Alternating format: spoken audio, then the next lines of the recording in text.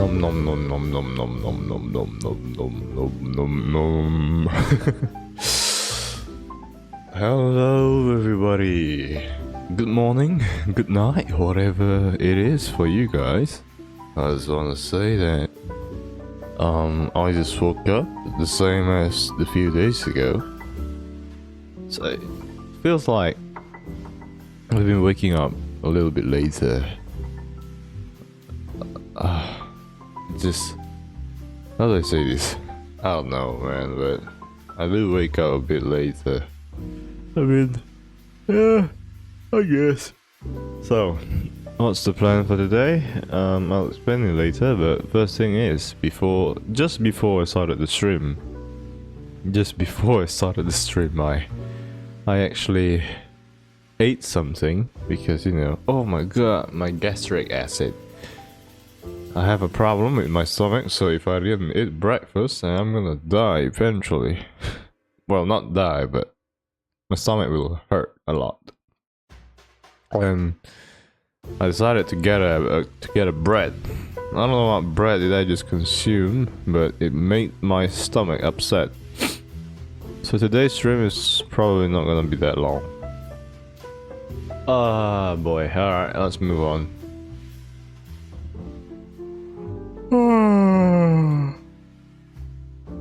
I'm really sleepy. Oh my god.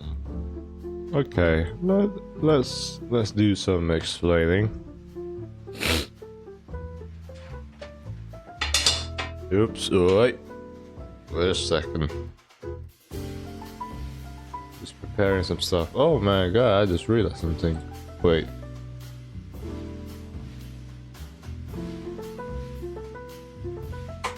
Just realized that the timer ain't working. Okay, let's do some explaining to do. So,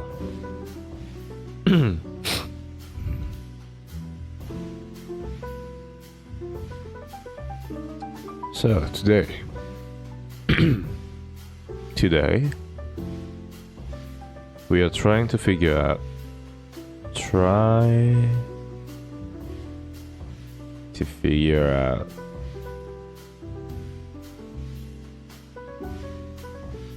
Jesus, my god, my handwriting is really good. So today we're trying to figure out state machine. Oh my god, state machine. Just gonna try our best and figure out how state machine work.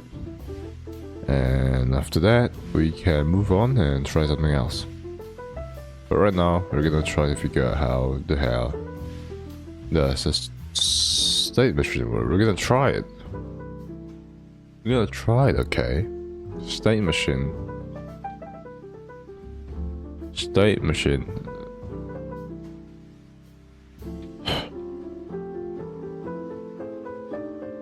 Yes. Okay. By the way, this is supposed to be a chill stream. You just talk and have fun with me. Not much going on.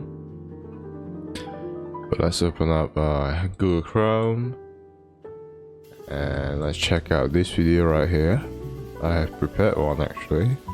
The name is Finite State Machine in Godot 4 up to 10 minutes. Finite State Machine Godot. Godot actually.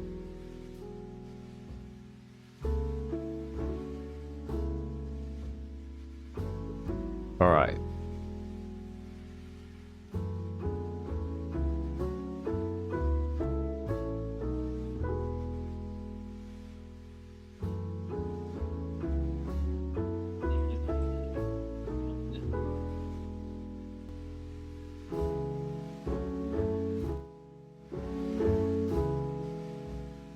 I'm gonna turn off the BGM for now.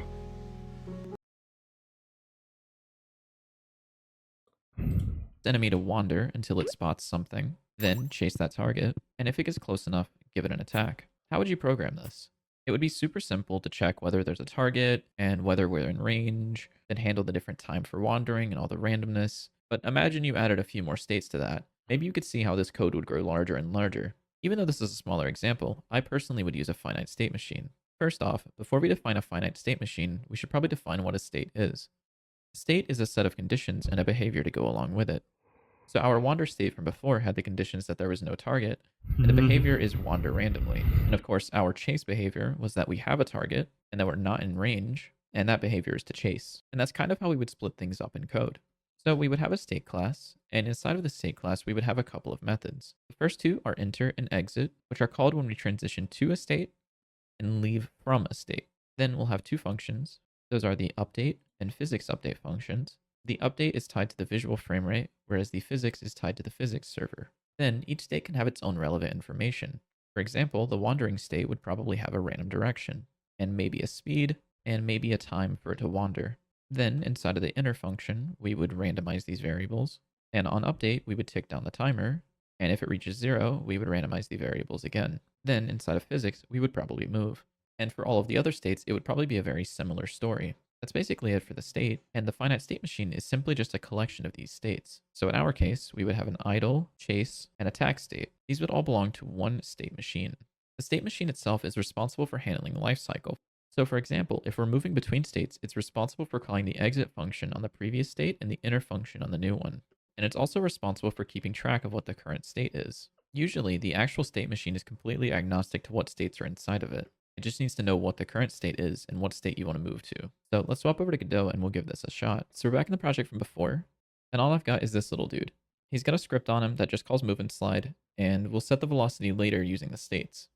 So the first thing I'll do is add a new state script. This will be the base script we're using the states. So the first thing I'll do is add a new state script. This will be the base script used for all other states later, so we'll set up the functions in here. We'll declare class name state and define the functions enter, exit, update, and physics update. Okay. Pause. Yo, IS Worth. Is this a recording? No, it is not a recording. I'm just watching some YouTube tutorial on how do I make a state machine. Because currently, my code is, it looks something like this. Let me show you. Go to script and we go to player. Yikes. My code is like this. Cool, I come from YouTube. You're welcome. Welcome from YouTube. My god, I didn't expect someone would come from there. But hi, welcome. Today's stream is pretty empty, as you can see. So congratulations for becoming the first viewer. Anyway, so my code is pretty much something like this. It's a big mess. It is a big jumble up mess, which I didn't like actually. And yeah, just it's just a big mess. And I'm gonna show you the progress for, I don't know, 10 days of game dev. It's pretty simple, not gonna lie. It's nothing much, not much going on, just, well, there's a lot of things that I gotta figure out, and yeah, I can kill myself. That's it. I gotta need to, make a lot of other feature work. But for now, that's it. I'm gonna continue watching the tutorial. All of these will just contain pass because we don't actually want. Okay, so for a state machine, we're gonna need 4 of this: enter, exit, update, and physics update. Yeah, cool. Sure, do anything whatever. with these functions right now. You technically could, but for our project, I'll just leave these blank. Next, I'll go ahead and add a new node to the enemy and just call this state machine. Then I'll attach a new script. So the plan is to have the state machine in the scene tree, and every state can just be a child of that node. So what I'll do is I'll define a states dictionary, and then inside of the ready function, I'll loop over all of the children. And if the child is a state, I can add it to the dictionary by using its name. Whoa, chill. My guy, you explain stuff a little bit too fast. My brain is too small for this. So you got a dictionary. So variable states, you make a new variable and you assign a dictionary in it. And then in a function ready for child in get children. If child is state, okay, so get the children, and if the child is the state, states child name equal child. Wait, what? And since state extends node, we can check directly here whether it's a state or not. I'll go Wait, using what? its name. And since state extends node, we can check directly here whether it's a state or not. I'll go ahead and track the current state, and then we'll go ahead and define the process Wait, what? directly here whether it's a state or not. I'll go ahead and track the current state. Current state. Whoa. Man, I'm so confused.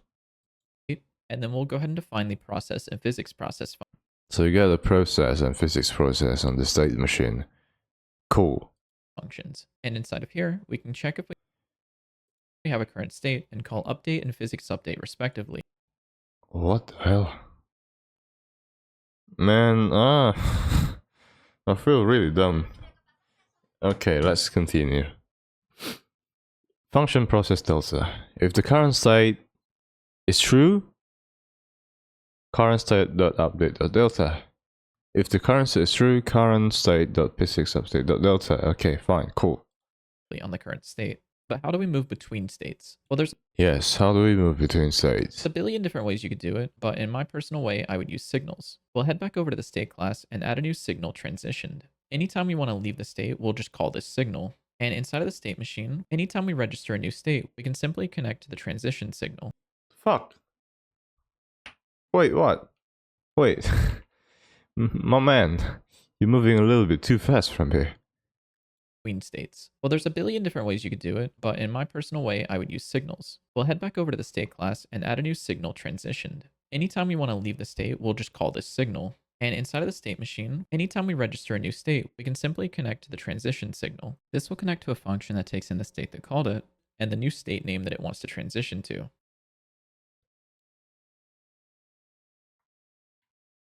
Huh?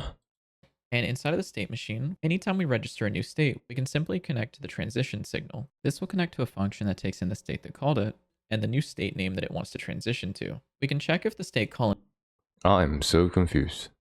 it is not the state that called it, and the new state name that it wants to transition to. We can check if the state calling it is not the current state, and then we'll grab the new state from the state dictionary, and of course make sure that exists. Then we'll check if we have a current state. If we do, we'll call .exit, and then we'll Huh?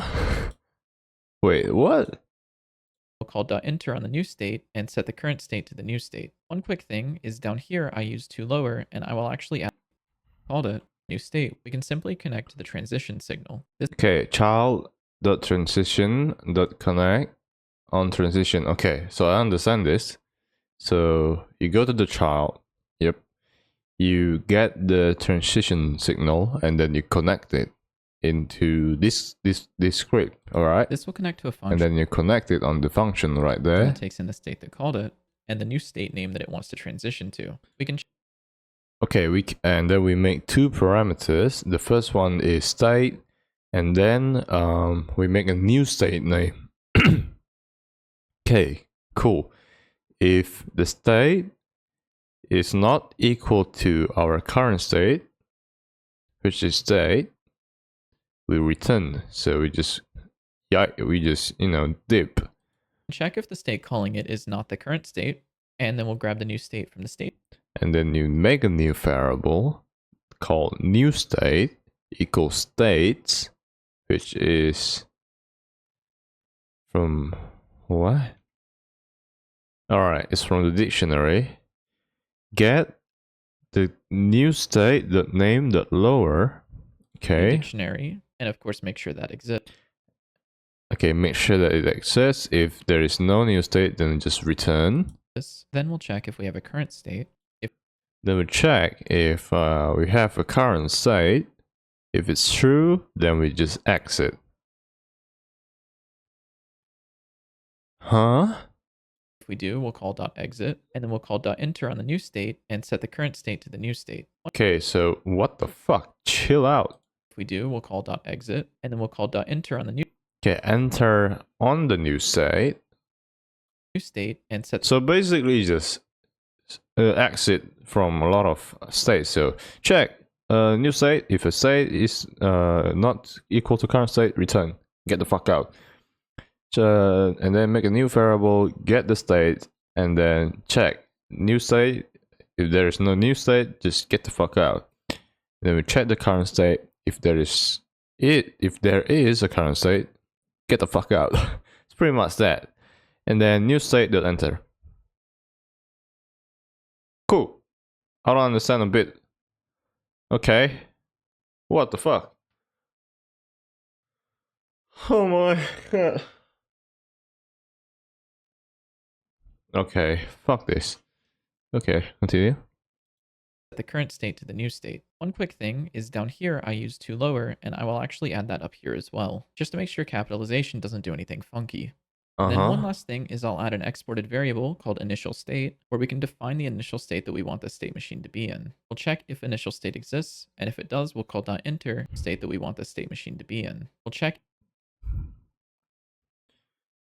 Okay, so we will check if the initial state is exists, and then if it is, we enter that, and then we change the current state into the initial state. If initial state exists, and if it does, we'll call .enter, and then we'll set current state to initial state. And then next, we can start building out our separate states. The first state I'll make is just idle. I'll start by making a new script. I think we're gonna go back to this video a few times because we're gonna watch this a lot of time actually. And I'll just call this enemy idle. Instead of extending node, we'll instead extend state and set the class name to enemy idle. And inside of this state, we'll have the two randomized variables, which are move direction and wander time, and then a function to randomize those variables. And then when we enter the state, we'll just call that random function. And then the update function should be really simple. We'll just check if wander time is greater than 0. If it is, we'll tick down using delta. And then otherwise, we'll just randomize these variables again. And then for the physics update, we'll actually add two more. Then we'll just check if wander time is great. We'll just direction same to enemy idle. And Chill, mate. Chill out, mate. Fuck.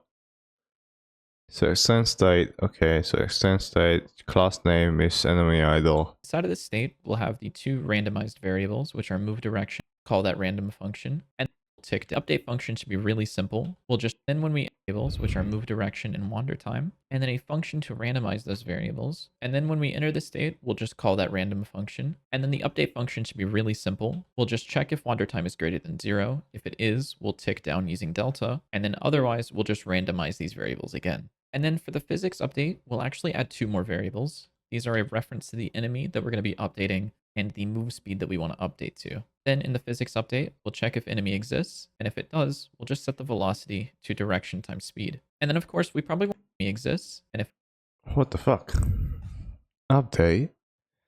If wander time is more than 0, wander times minus equal to delta. Okay. it does, we'll just set the velocity to direction times speed. And then of course, we probably want to test this to make sure this works before we go any further. So I'll go over to the state machine and add a new node. If we search enemy idle, we should see this here, and I'll assign the enemy, and then I'll assign the initial node. If we search enemy idle, we should see this here, and I'll assign the enemy, and then I'll assign the initial state. Then if I go in game, you should see this here, and I'll assign the enemy, and then I'll assign the initial state. Oh, then okay. if I go in game, it looks a little jank, but he's definitely moving around. And just for visuals, back in the enemy, I've added it so that if we're moving, we're going to play the run animation and flip the sprite based on which way we're going. And that already looks a lot better. I'll go ahead and rename this to just idle, and we'll do one more state together. So back down in states, I'll go ahead and rename this to just idle, and we'll do one more state together. So back down in states, I'll add a new script, and this one will be enemy follow. And just like before, we'll extend state and set up the class name. And we of course need to know what we're following. For this example, I'll just assume we're following the player, and I'll add the player to its own group. Then I'll add a player as a target, and inside of the inner function, I'll just grab the player from the group. And for the physics update, just like before, I'll add in a reference to the enemy and the move speed. And then inside of the function, we'll get the direction between the player and the enemy. And if it's outside of some distance, we'll move the enemy towards the player. Otherwise, we'll have it stand still. And of course, we want to test this one too. So I'll add it as a child. I'll assign the enemy and set the initial state to the follow state. And I'll also rename it to just follow. Then if I go in game, he follows. So the last thing to do is moving between states. This is very much state dependent, and I think it's a lot easier if I do it for the follow state first. So for the follow state, we want it to go back to being idle once we've reached a certain threshold. So I'll say if the distance is greater than 50, we'll call transition.emit. Note that we're passing in the current state and the name of the new state that we want to go to. And if we give this a transition.emit, note that we're passing in the current state and the name of the new state that we want to go to. And if we give this a shot in game, we can see that he stops following us after a certain distance. And back in idle, we can do the exact game. Note that we're passing in the current state Okay. and the name of the new state that we want to go to. And if we give this a shot in game, we can see that he stops following us after a certain distance. And back in idle, we can do the exact same thing. Of course, we'll need a reference to the player, so we can grab that from the tree. And inside of physics update, we can grab the direction between the player and the enemy, and if it's within some threshold, we can then transition to the follow state. And if we give that a shot in game, we can see he swaps to idle, and if we get close, he starts to follow again. That's the absolute basics of a state machine, but there are a lot of things you could clean up about this. For example, you notice how both of these states have access to the enemy, but instead of having access to the enemy directly, there could be an intermediate state object that these states modify, and the enemy just grabs every frame. Or since you notice that these three variables are duplicated between idle and follow, you could extract them to an enemy state class and have all of the enemy states extend from that. But regardless of that, I hope this is a good state class and have all of the enemy states extend from that. But regardless of that, I hope this is a good look at how state machines can alter these states modify, and the enemy just grabs every frame. Or since you notice that these three variables are duplicated between idle and follow, you could extract them to an enemy state class and have all of the enemy states extend from that. But regardless of frame, could be an these states of a state machine, but there are a lot of things you could clean. Yo, Foreman, sir. Hi, Bammy. Hope the dev goes well. Yeah, thank you. First of all, the dev is not going well. Because I got stuck on a lot of things, and you know, just it's pretty depressing actually. But yeah, I'll just try my best. Right now, I'm trying to figure out how to make states machine work, and well, hasn't been very well actually. Both of these states have access to the enemy, but instead of having access to the enemy directly, there could be an intermediate state object that these states modify, and the enemy just grabs every frame. Or since you notice that these three variables are duplicated between idle and follow, you could extract them to an enemy state class and have all of the enemy states extend from that. But regardless. Okay, cool. Let's rewatch this. Too much on your plate? Hey, I understand that feeling. You can do it. Yes, I might have overscope my game project right here, because for my first project, I think I might have, you know, made a bit of too big of a project. Even though I could start small and maybe redo everything, but I've done it. I mean, I've gone this far. I've had my player attack, blah blah blah. I've made tons of animation, and it just would be a waste if I didn't utilize it up until the end. So you know what? I'm going to see the end of this journey. I'm going to see the end result of the game. I didn't care, even though it's gonna, you know, it's probably won't be playable or just a terrible experience, but as long as it works, as long as it works, as long as it works. All right. You know what? There's actually a lot of things that I wanted to fix, but for now we're just gonna try my best to do the state machine, because I am quite skeptical with my skill in obviously doing this. I'm going to make a new save, just a backup file, because I wouldn't want to destroy everything. Can I like do a save? Wait, let's do a save as. Just a backup. Just a backup. No, I don't want to save that. Project. No.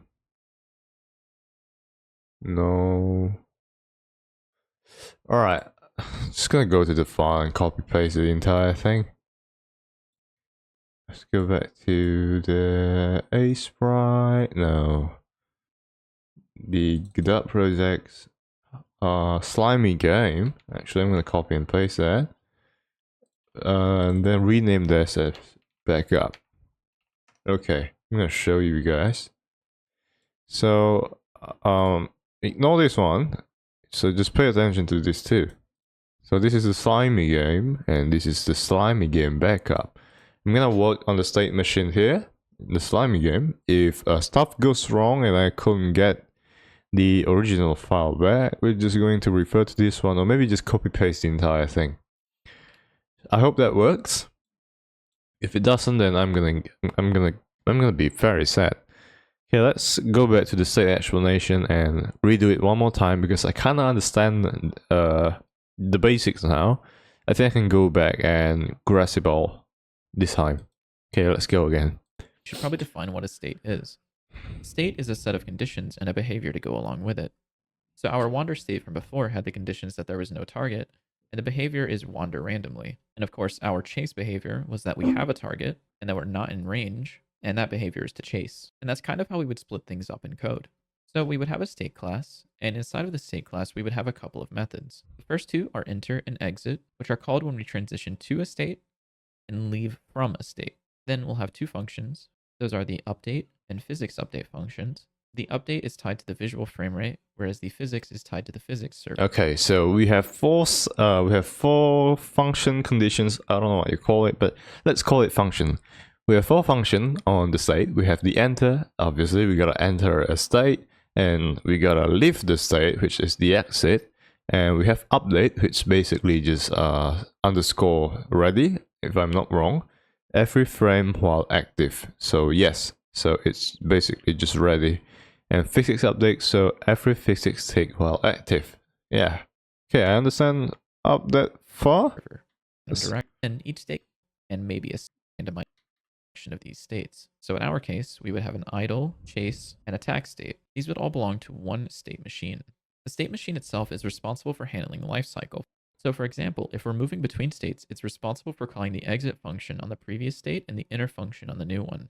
And it's also responsible for keeping track of what the current state is. Usually, the actual state machine is completely agnostic to what states are inside of it. It just needs to know what the current state is and what state you want to move to. So let's swap over to Godot and we'll give this a shot. So we're back in the project from before. Okay. And all I've got is this little dude.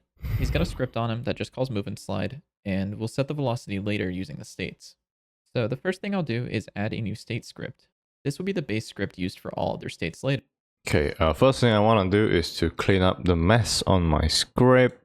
So let's go back to this place and oh my god, there's a lot of things actually. Let's make a new folder and name these scripts. Where is it?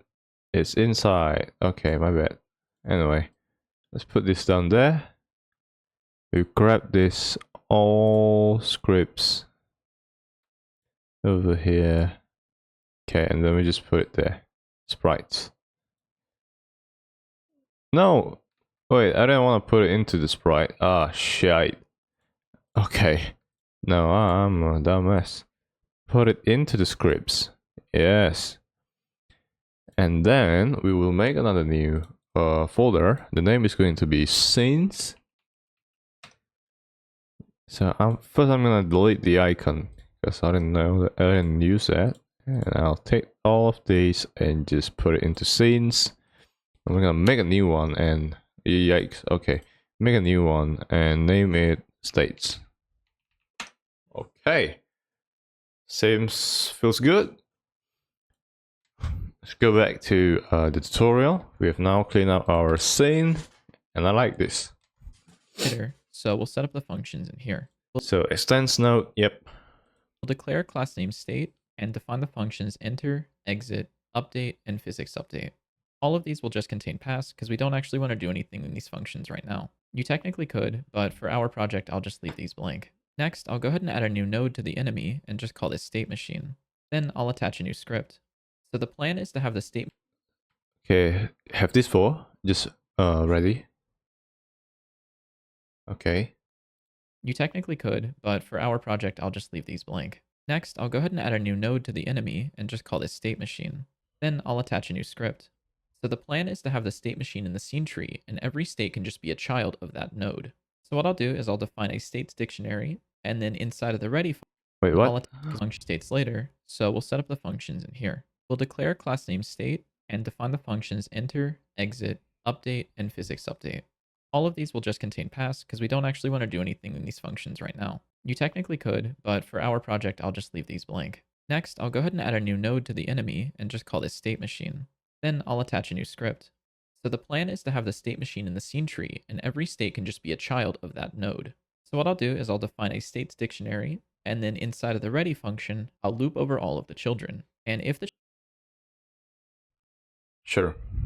Child as a state, I can add it to the dictionary by using its name. And since state extends node, we can check directly here whether it's a state or not. I'll go ahead and track the current state. State extends node, we can check directly here whether it's a state or not. I'll go ahead and track the current state, and then we'll go ahead and define the process and physics process functions. And inside of here, we can check if we have a current state and call update and physics update respectively on the current.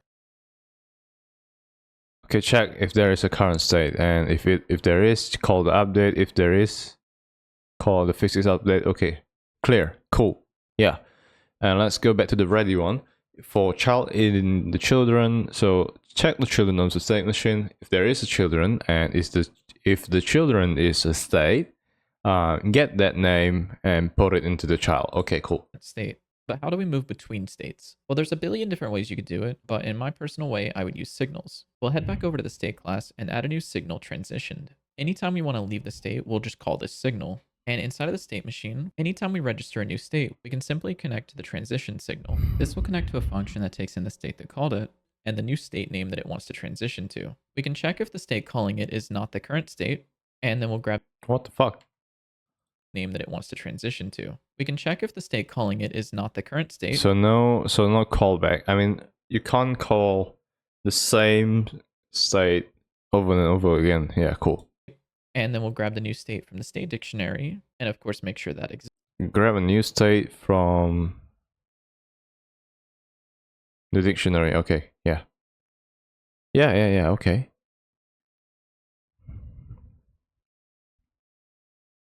Okay.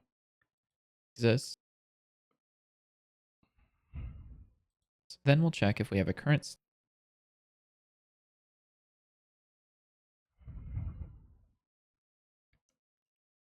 state. If we do, we'll call .exit, and then we'll call .enter on the new state and set the current state to the new state. One quick thing is down here I use toLower, and I will actually add that up here as well, just to make sure capitalization doesn't do anything funky. And then one last thing is I'll add an exported variable called initial state, where we can define the initial state that we want the state machine to be in. We'll check if an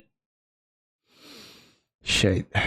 Okay, let's go back. Let's go back a little bit. is add a new state script. This will be the base script used for all other states later, so we'll set up the functions in here. We'll declare class name state and define the functions enter, exit, update, and physics update. Cool. Let's do that. Let's make a new file. Oh boy. Alright, you didn't see any of that. Go back to script and just pray that everything went okay. Oh boy, what did I do? Oh my god.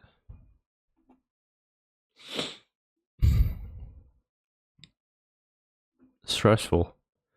Alright, go to the state, make a new script, name it state.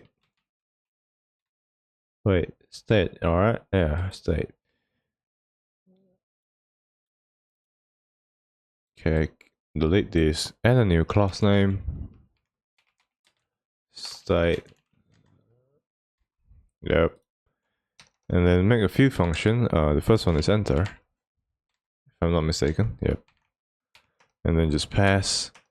And then we make a new variable, function exit. Same thing again.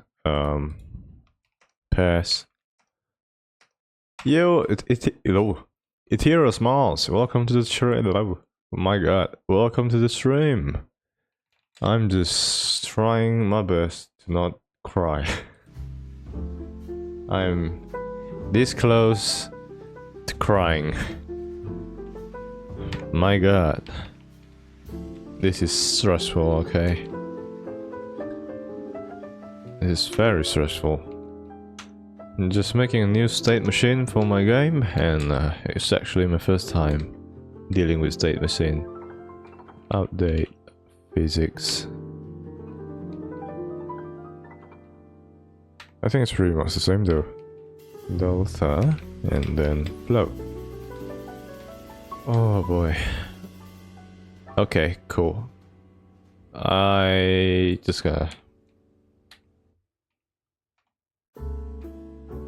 Let's go update. I'm also doing the same, still trying to figure out a scene travel for walking through doors. We on the same boat. Scene travels, oh, so like a transition between scenes. Ah, that's cool. Man, I haven't even got there yet. Look at me, I'm still trying to figure out how to make the enemy. I'm still trying to figure out how to make a good enemy AI. Because right now I'm doing a state machine so that in the future my character will have a much more simpler code, or I can, you know, move around better, I think. Okay. So we now have made this thing. Let's go back here. Let's make a signal for our state machine. Signal. And name it transition. Cool. And then we can go back to our player. There's a lot of timer actually. I'm gonna delete this because we don't need it anymore. Delete the hit flow timer and just hide those. We're going to make a new node. Node. Name this a state machine. So what concept are you working on? Okay, so I'm going to explain it for a bit. So, alright, wait. Taking my pen tab. Okay, funny thing. Well, not funny, but what I'm working on is that this game is about a slime. Okay, and the slime. I mean, the thing that makes the slime unique is that my slime over here. Oh boy. Okay, my slime over here, it can evolve. What am I trying? Okay. My slime over here, it can evolve. And let's say, and how do you evolve? Let's say if there's a mean wolf over here. There's a mini wolf. This is a wolf, by the way. I know it doesn't look like it, but it is a wolf. Let's say that, oh my god, there's a wolf, and this is the slime. We managed to kill the wolf, hoop hop, the wolf is dead, and we consume the wolf. And by consuming the wolf, we will have some wolf ears, even the tail. Right?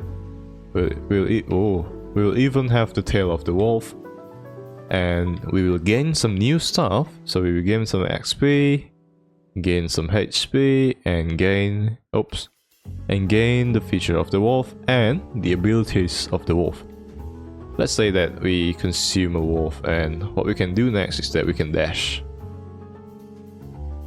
Just by consuming the wolf. So my concept is that by consuming a lot of things, we can have multiple abilities. Let's say we can dash, we can even fly, maybe shoot stuff. Because at first the slime is not going to have a lot of feature. Let's say it only have one attack, and then after that, just by consuming a lot of stuff, you can have a lot of other abilities. That is my plan. And one more thing is that I'm going to add narration to the game.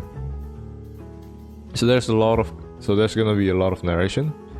Well, obviously coming from me. It's gonna come from me and make the game a little bit unique, you know. For example, we spawn in and the slime is over here, and the subtitle is gonna be here. Let's say the camera fade in, and then it pans up looking at our slime, and I will go, poor little slime. I don't know, something like that, I guess. I haven't practiced my narration voice yet, but it's probably something like that. That's the concept for my game. It's not really interesting. It's a short game which I am planning to finish in a few months. No, my game is story based, so it's more talking and scene traveling, so we technically on the same ship. Well, maybe. I see the wolf resemblance. Yeah, you can kind of see the ears, the tail. It's an evolution type of game where when we're stealing both looks and abilities while still being a slime. Overpowered slime, I see. Yes. If you watch anime or maybe read mangas, you probably know some similar resemblance from Tensura, or maybe reincarnated as a slime on another world. Well, that's basically the main inspiration. But for now, our slime, it looks like this.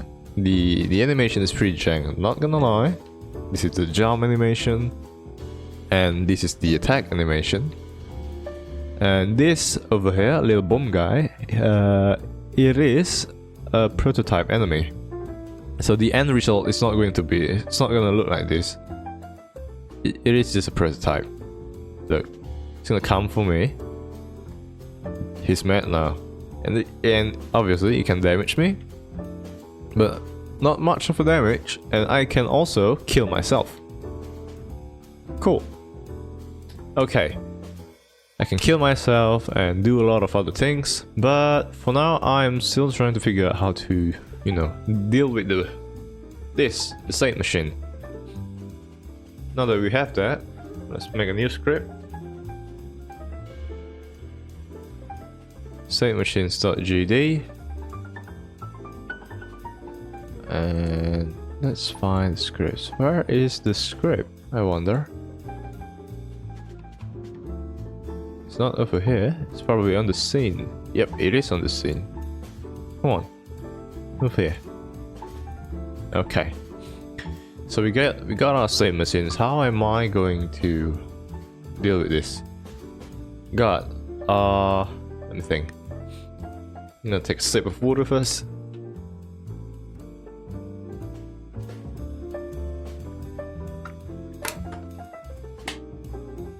Let's go back to the tutorial, because I have no idea what I'm gonna do.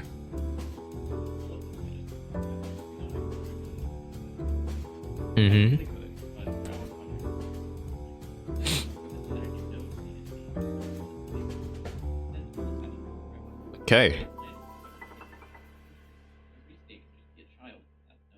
Okay.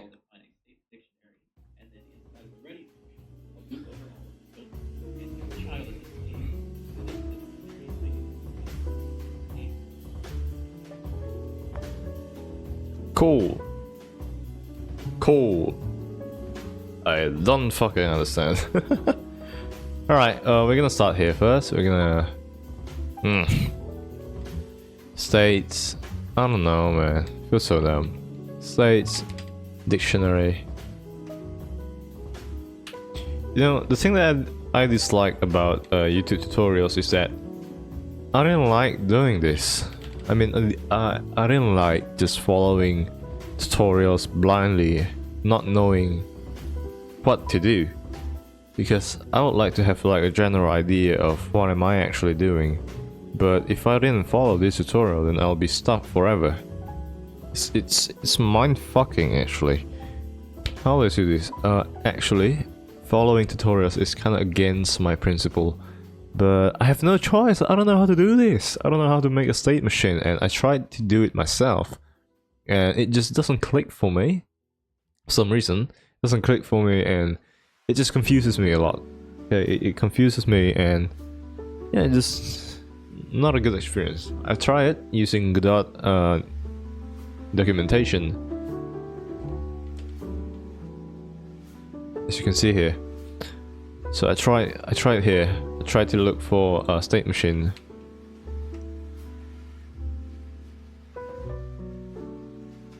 There isn't. Okay, here. State machine. It's pretty much something like this, but this is more of the... Oh, this is more of the function. Yeah. So as you can see, what I want is different from this one. So it's very confusing. It's very, very confusing.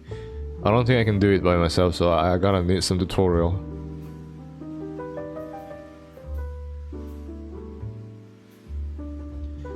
See, while you're doing it, take the time to go and search out how and why things work. I know for me, there's a lot of things that that won't stick, but I try my best to mentally understand why it works and what the methods and variables do.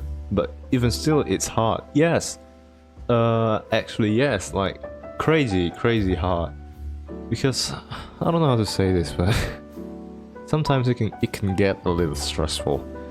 Trying to figure out a lot of things that we don't understand, and especially when no one is teaching you because we are learning by ourselves.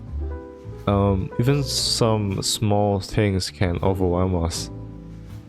Even me are overwhelmed by all of this. Like, it's really stressful. Let's bring a new ready. Okay. I mean, I kind of understand what this makes for a child, and then we just get children. This is an array node, so for the child in get children. Child is basically just my child, get the children, and then if child,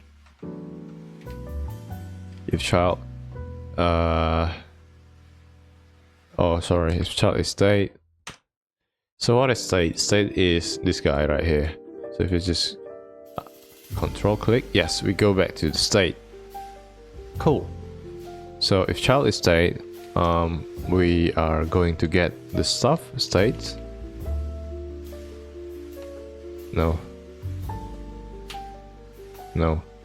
States get the child name. And then we're going to lower. Put it onto the child. Yeah. So in this array for child in get children, so just get the children of this guy and check the child. If the child is state over here, the class name is state, states, we're gonna get the child name, make it into a lowercase, put it into the child over here. So it's gonna, just check and get stuff into the variable. But man, when something works, it's an absolute celebration out of me. Game dev work is absolutely the best fun nightmare to exist for me. Yes, I can actually relate to that. Because let's talk about our character right here. A few weeks ago, I was working on the attack animation and the attack system. And when you're starting out, there's a lot of bugs, especially when you don't, follow tutorial. There's a lot of things that you gotta figure out yourself. And where's the attack? Here. As you can see, probably a lot of, game developer won't have their attack code looking like this. This is this is a nightmare. It's a mess. It's a big pile of mess, as you can see over here. I don't even need this. Okay, so there's a lot of bugs, obviously. And how do I detect the bugs? Using this print.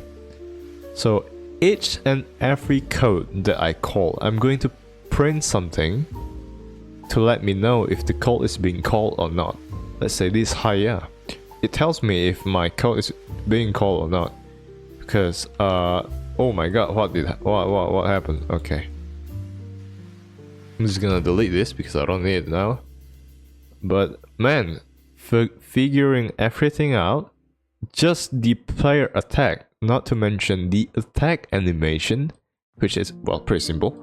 But just trying to figure all of this out, it took me around 4 to 5 hours, just to make the attack work, with the animation, by the way. 5 hours of that. After that, a few days later, I found out some other bugs, which is stupid bugs. And then I fixed that again, so total like 6 hours just to get the basic attack works. Imagine if I have like other feature.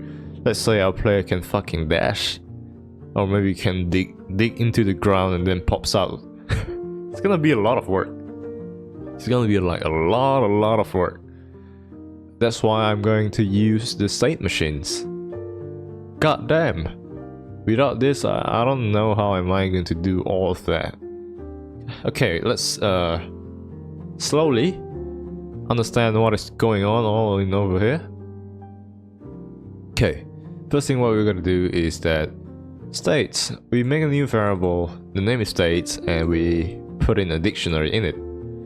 And then in the function ready, we have an array for child in get children. So over here, we're gonna, let's say that we have an idle animation, blah blah blah. We are going to get the children, and if the child is state, which is this thing right here, if it is this thing, then get it, take the name, make it into a lowercase, put it into the child. Okay, wait, let's check out what dictionary actually means. Class dictionary, a built-in data structure that holds key value pairs. Description: dictionaries are associative containers that contain values referenced by unique keys. Dictionaries will preserve the insertion order when adding new entries. In other programming language, this data structure is often referred to as hash map or an associative array. You can define a dictionary by placing a comma-separated list of key value pairs inside curly braces. Creating a dictionary. My dictionary, create an empty dictionary. My dic variable key, another key name, blah blah blah. So make a new to variable, and then go to another dic, some key new. Wait, what? Some key name value 1. Blah blah blah.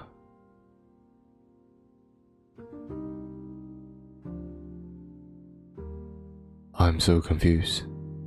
Okay, it's basically an object. I've learned JavaScript before, and in JavaScript we have this thing which is called object. It's basically variable on a crack. You can store multiple values in it. You can store string, integer, and float, boolean, whatever you want to call it. So okay, yeah. I kinda understand. So yeah, close that shit. Actually, I'm gonna close all of this. Yep. And just open this up. And maybe the player. Alright. Go back to the state machine. I yap a lot, by the way. Let's continue.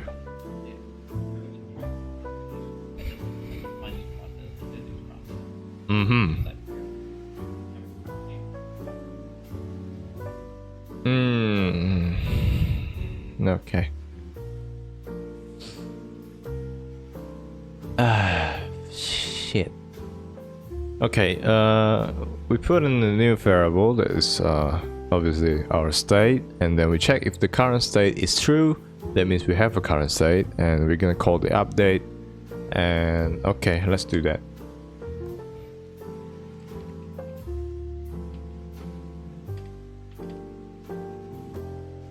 Cool.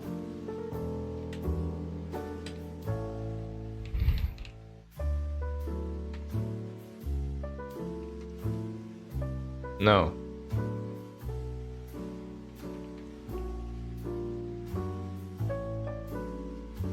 Let's call the bad boy. Where's the bad boy? Okay, here is it. If current state equal true, we call the bad boy states. No, wait. Yeah, current state dot update delta. Right? Yeah. Cannot call. I wonder what's wrong.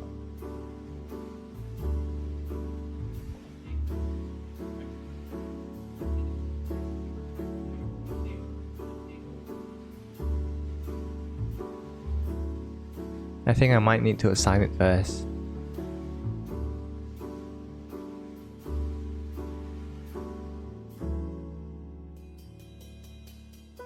Wait, what? There is an update. What the hell?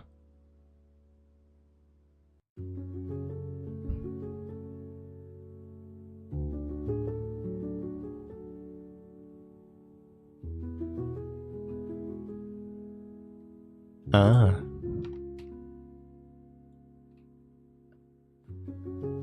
Ah. Ah, okay. Okay, I don't understand a thing, but okay. What the fuck does that mean? So, Ah. No. What? Oh my god. Okay. I'm just gonna ignore that ever happened. If the current state, just copy this shit, paste it. Physics. No. Put in delta in it. Okay. Simple thing. We get the state from over there into the current state, and then we take the current state. We check. Okay, is the current state true or not? Do we have one? Yes, we do. We call the update. Yep, call the update, man. And we check again in the current state. Oi, mate, you got a physics update? Yeah, mate, we got one. We just gotta call it up. Alright. Cool. Cool. Let's go back. No fucking idea. Come on, continue. I'm gonna take a sip first. I can feel my brain is dying from dehydration or something. I just realized that I've been watching the video without turning on the desktop audio at all. Yikes.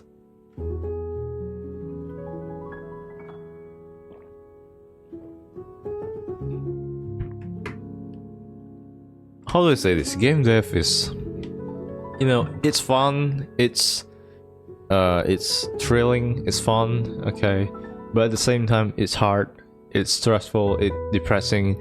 Sometimes it can, you know, make you down.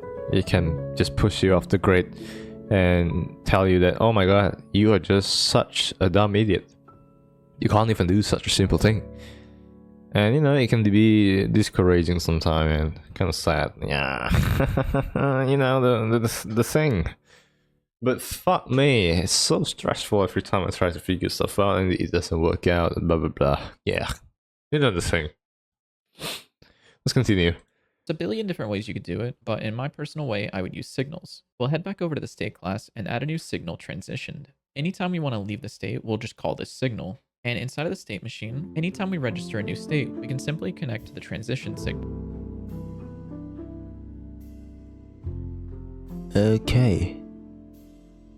This will connect to a function that takes in Child transition connect. And then you write out the function name. And then you put it here. the state that called it. And okay, chill out. Child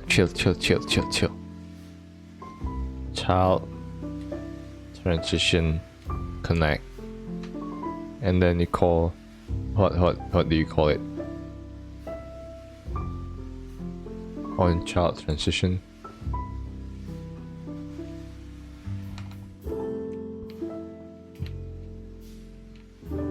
Okay, cool. And then you call it, the function right here. Just copy all this. And then you make some new stuff, state and new state name.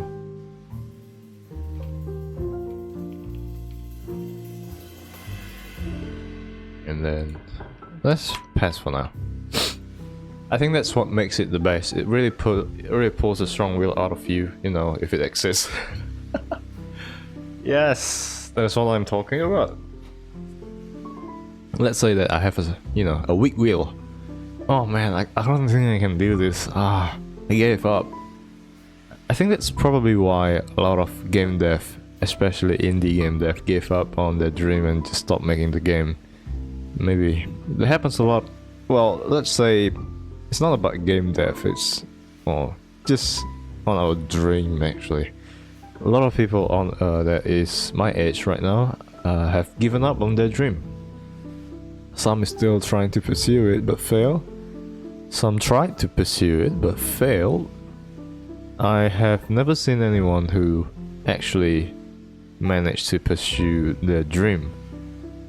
Well, people my age used to go that, oh my god, I wanted to be a YouTuber. I wanted to be a successful businessman, and oh no, I wanted to create my own business. I wanted to make my own game. I wanted to be like, I don't know, professional gamer. And a lot of them try to pursue it by, let's say, the professional gamer. They play the game, they learn how to play the game, they get good at the game, but they never try to sign in or maybe get into a professional group. And then when I asked them, yo, what about your dream? You said that you want to be a professional gamer. What about it? And you know, they'll just say, oh man, I gave up on that dream. It's unrealistic. It's childish. What do you mean childish? Look at all those other people. They're successful now. They try and they become a professional gamer. What about you? You don't even try. And some other that says that, oh man, I wanna be this and that, but they never even try in the first place. They just say that, oh, I wanna be this. Instead, they took the easy route, which is, you know, go to college, get a job, be done. They never actually try to, you know, pursue their dream. All they say that, oh, I want to have this and that and a lot of other things, but they never want to, you know, struggle for it. They just, alright, I'm just gonna get a job and this is my life now, working 9 to 5. I was like, why? You have such a wonderful dream and you settle for less. Why? Yes, that is the exact reason. Too many are at the tip of the ice, but do not dig enough into the chunks of the ice to fully reach enjoyment. Yes, some of them actually try. I've seen one of my friends who is a really hard worker, and I really admire him.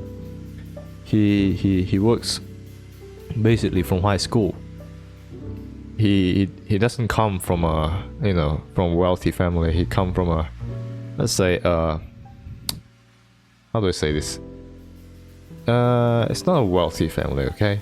And he struggles a lot at school. He often he often borrow my money to buy some food, and obviously I give him because, you know, he's my friend. And he was like, man, I'm sorry, man. Can I get like, I don't know, 20k? Not 20k in USD, by the way. I live in Indonesia, so 20k is much lower. It's like $1 or $1.50 So I say, man, can I get like $2? I gotta buy some food. I was like, go take it, man. You don't have to pay me back. And I used to work as a programmer. Not a programmer, a web designer, my bad. So I used to work as a web designer, a front-end web designer, so I can, you know, I made some money. So at high school, back in high school, by the way. I'm a graphic designer and a web designer, let's say that. So I work on designs and a lot of other stuff. You better hope that equals $1. Dude, let me tell you, Indonesian currency is pretty low. The inflation is pretty crazy here, but 20k can get you a lot of stuff, by the way. 20k is around $1.50. 30k is $2 actually. But yeah, he was like, bro, can I get like $2? I gotta buy some food. I was like, yeah, go take it, man. You don't have to pay back. And he used to work as I don't know what he works at, but he used to clean this internet cafe. He works there. I don't know what he works at, but he works at an internet cafe. And he was like, he told me every time, man, I'm gonna be a successful businessman, blah blah blah blah blah blah blah blah. And once we graduated from high school, he didn't go to college. He actually started working on his own business with, you know, such a little money. I don't know how he managed to do it, but now he have a store, actually 3 stores, that sells like PC parts, and that's fucking crazy. He's more successful than me now. Look at me. I stream and I don't know, do you make games? And he is now a fucking rich guy. Unfortunately, we didn't talk much right now because, you know, we got our own life. He's busy with his life, I'm busy with my life. He got a wife, actually, at the age of 23. Fuck! He got a wife! And I'm still single. But, you know, we have our own journey, we have our own pace. It just... Well, I'm surprised how well he is doing right now because, you know, he used to be a really sad child, to be honest. Every time I look at him, I'm, man, poor guy. But now he is more successful than me, so fuck yeah. That's the dream, everybody. That's the dream. Anyway, let's get back to this. Let's get back to this shit. The new state name that it wants to transition to. We can check if the state calling it is not the current state, and then we'll grab... Okay, just to check that, okay, we're gonna call our state, but we don't want to call our own state. Okay, that makes sense. And then we make a new variable, the name is new state. State get new state toolbar, okay. Grab the new state. It's pretty much the same as the one over here. And of course make sure that exists. Then we'll... Okay, if there's no new state, just get out. Okay, cool. check if we have a current state. If we do, we'll call .exit, and then we'll call .enter on the new state and set the current state to the new state. Chill out, my guy, you're too fast. If we do, we'll call .exit, and then we'll call .enter on the new... Okay. Let's slowly understand all of this. So, we make an if statement. If the state is not the current state, then just get the fuck out. Variable new state equals state get new state to lower. What? What? I'm just going to slowly write it out. So, first one is, okay, I understand. If state is not the current state, return. Just dip. Get the fuck out. And if the current state, no, make a new variable, my bad. Make a new variable, new state. New state equal to states. States is over here, right? It's here, yeah, from the dictionary. It's basically this. But using this as the name. Okay. And then go down. If a new state is not the current state, if I'm not mistaken. No. If it's not the new state, return new state. Alright, typo. If it's not the new state, return, and if the current state is true, if the current state is true, current state dot exit.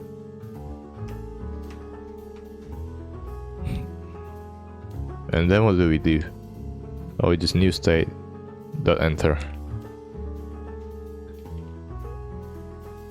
No.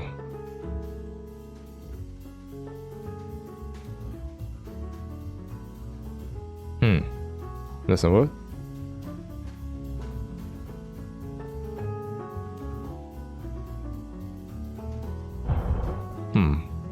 Weird. Ah. Okay, I see now.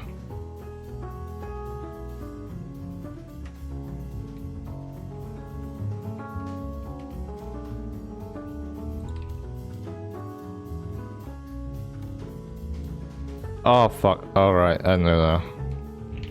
I didn't get this thing actually. Yep. Okay, let's slowly process all of this. Wait, a lot of people is texting me. What is going on?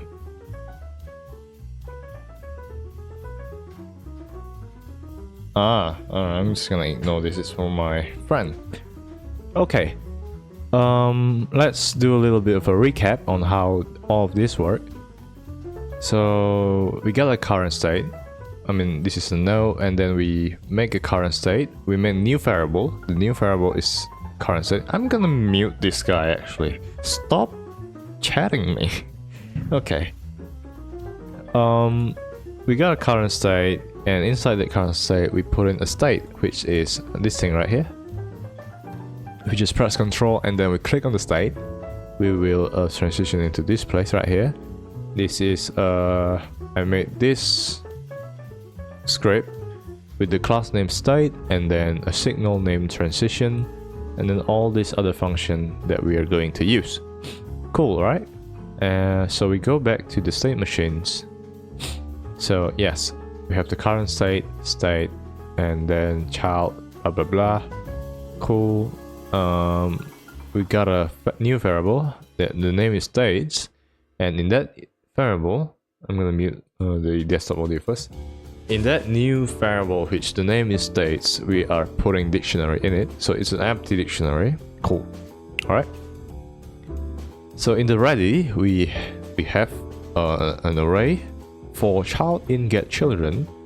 So we make a array named child, and then we get the children of the state machines, and we check if the child is state. Let's say that if the child is state, if it is, then we're going to get the states, and then we put in the child, we get the name, and then we made it into a lowercase, and then we store it into the child. Cool.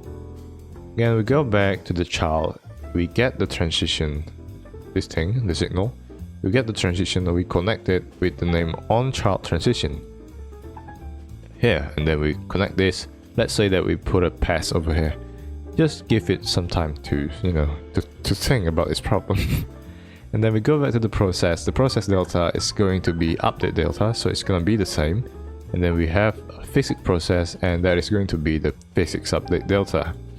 Cool. Now we have a current state, and current state is state, obviously. Do not forget about that. And, wait. Yes. So, on the child transition, we are going to check if the state, which is this thing, is a parameter, by the way. If the state is not the current state, just return. So we're gonna check that first. If it is, then it's gonna continue, make a new state, make a new variable, my bad, make a new variable, and in the states, which we can find over here, it's the dictionary, by the way, that we get from the child. So basically, check the child, get the new state name. What is the new state name? The new state name is going to be here, which we will call for the transition. Let's say that the transition is going to look like this. Emit transition, and then self. Let's say run. So the transition is going to look like this. That is why we have the state. So we check first if the self, the state, is not the current state. That's why we check. If it's not the current state, then we just return. And then if it is, then we're going to look for the run over here. So we get that, we put into the new state. Now we check again. If it is not the new state, then return. So we're going to continue down. So in programming, everything just goes down. There's a workflow. That's why if we return this, so that we pass through this, and then we continue over here, and if it's not this thing, if it doesn't meet the condition, it's going to return. Okay, that's cool. And we check again. If it is the current state, we exit from the current state, and then we get into the new state. We exit from this, we get in, we transition into this. Okay. Cool. I finally understand how it works. A little tip for you guys. I usually learn programming like this. I pretend that I am teaching the program. Actually, I'm teaching the code to someone else. So let's say I didn't understand any of this. I would try to rewatch the video, use my logic on how does everything work, and then I would try to just to teach a random people or just myself or an empty audience. How do I do this? And when I finally do that, when I finally manage to teach them, I myself, I would finally understand it. Oh man, I understand it. Cool. Alright? So that's one tip for me. If you want to try, feel free to try it. It's like teaching someone else. When you teach someone else, you get better at yourself. Okay, so we got the state machines going on, and that is cool. That is cool and all, but the problem is that my stomach is growling. It's not growling. It's more like I'm going to shit type, because before starting this stream, I actually get some bread. I got some bread, and I forgot that inside the bread it contains some milk and chocolate, which is very bad for me because I am lactose intolerant. I cannot drink milk. If I drink one, toilet it is. So I don't know if it's an Asian problem, but a lot of Asians have lactose intolerance, and it's fucking suck. Why? Because me as an Asian, I love boba milk tea, and the knowledge of, knowing that I won't be able to drink that, I can, but I'm gonna go shit afterwards. By knowing that I won't be able to drink boba milk tea, it's fucking devastating. So I just ate something that I wasn't supposed to eat, and now my stomach is mad at me, and it's telling me to go to the toilet ASAP. So yeah, I'm not going to end the stream. I'm just gonna, go into a little break. I'm gonna show you the BRB screen. Yes, BRB, I am going to take shit. I'm going to take a big dump, actually. So expect me to rape the toilet. Anyway, be right back.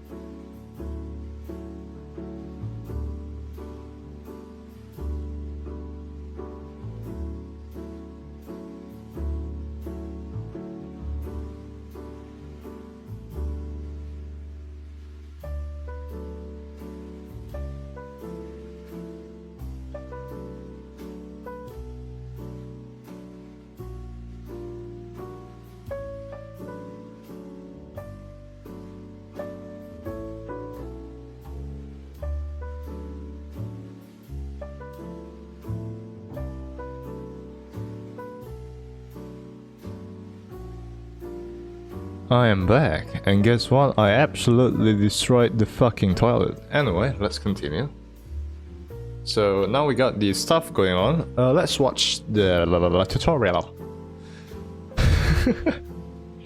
I'm getting crazy. Cool.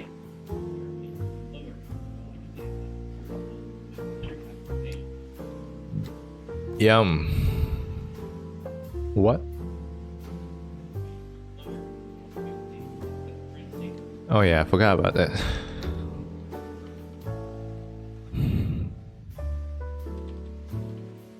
Cool. Cool.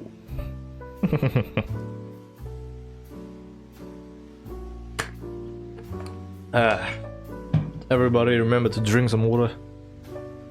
Good for your health.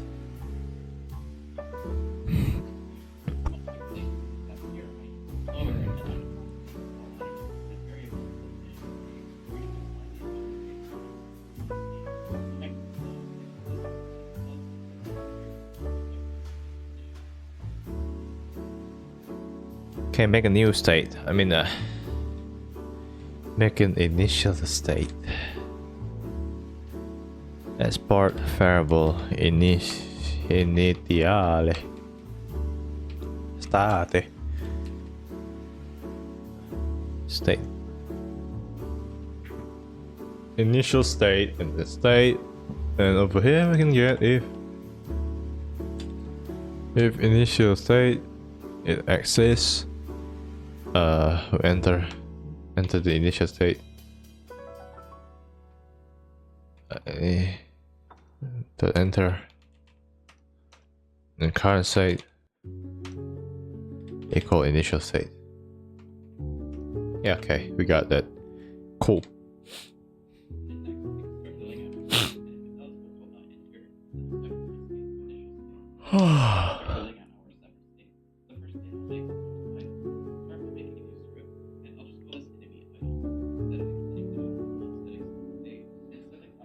Ooh, we had sensed the state. What the fuck?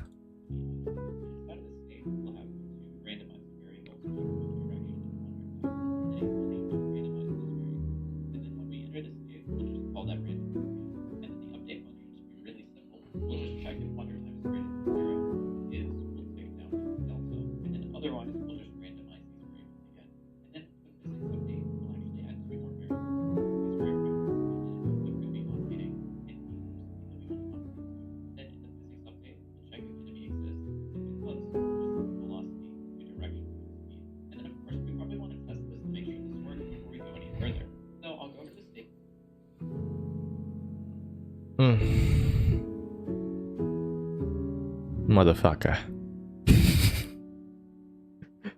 Motherfucker. Motherfucker. Alright.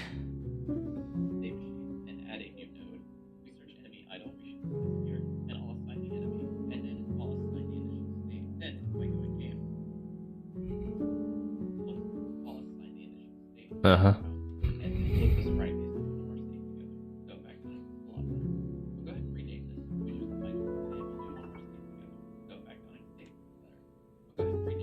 Oh, so all the animation is... Okay. The animation is handled over here. Fuck, so that's not gonna fix anything. Yep, okay.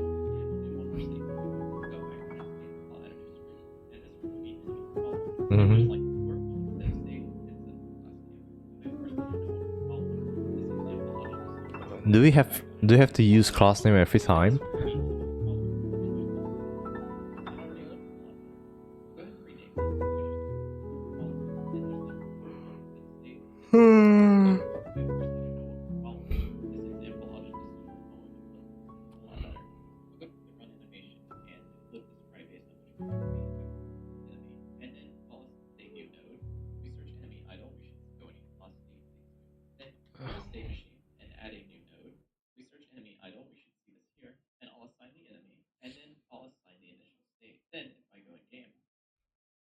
Cool.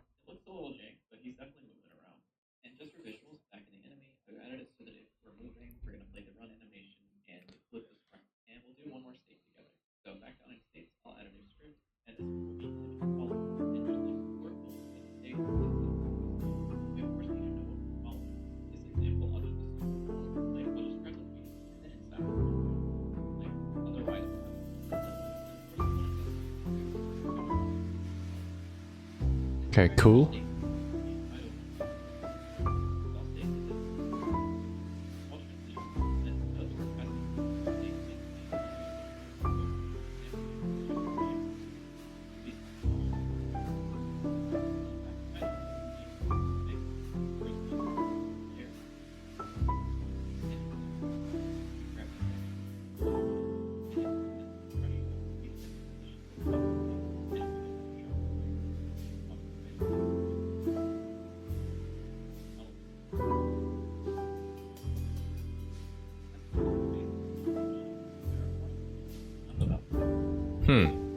Cool.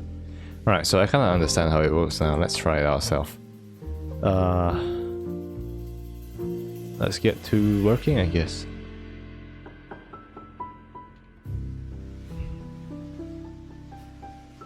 How do I add this? No, I don't know. No. I don't want no note 2D. I just want some note.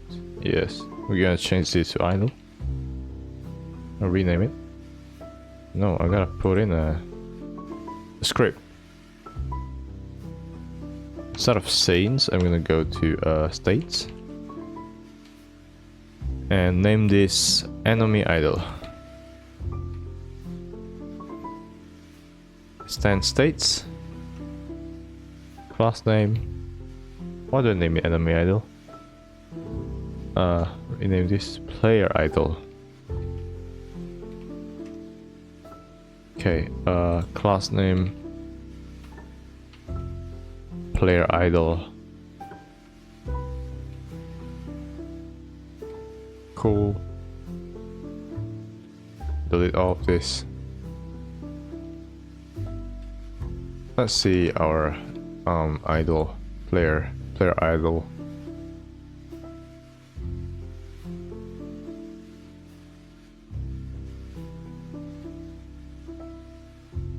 No. I changed my mind. Inside of player idle, let's say player movement.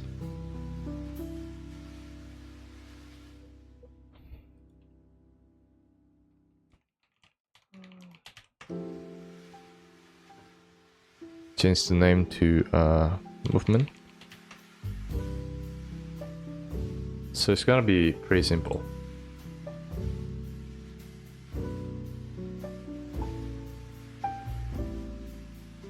The player movement, I'm gonna get the player character body 2D, make a new variable player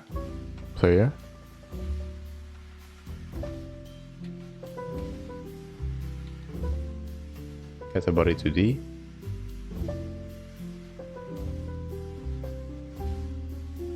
Okay, we got the character body 2D now. You know, instead of putting this here, let's put this over here, the state. Yeah.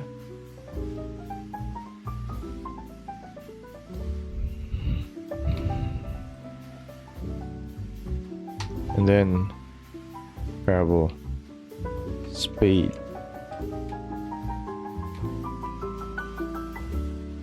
Variable jump.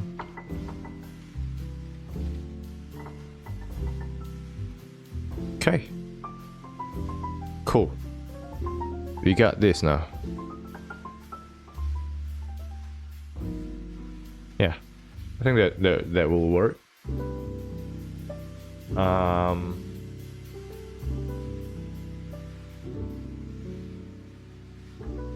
So now we just go back to the player GD. Now the player movement. Now that we have the player, let's do some function.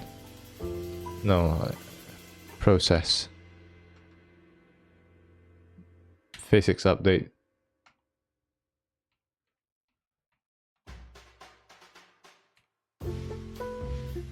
No, why is it not working? Should work. Physics update.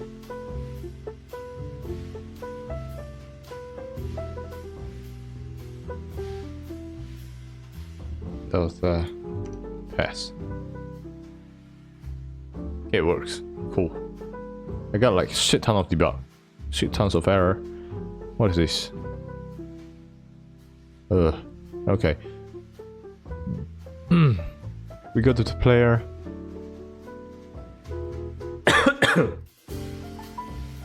So this is the movement. And we got to handle.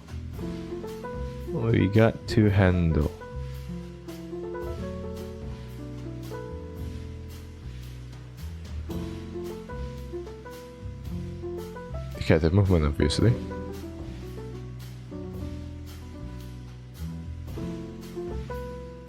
So first we gotta get the input axis.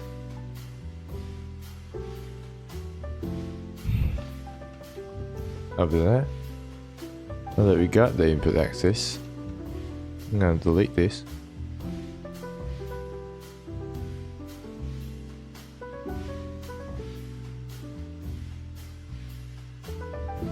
It's still there, chill out. And we're going to take this.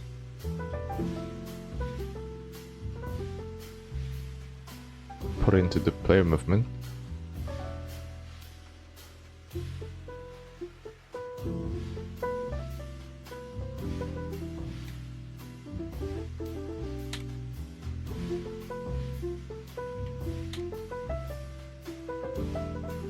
I think it should work. It didn't work.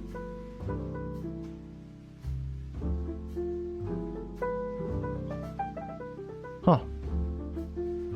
I thought I got the character body to D now.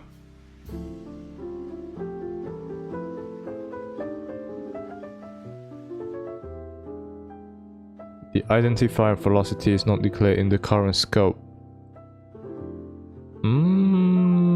I don't think so. I do call it.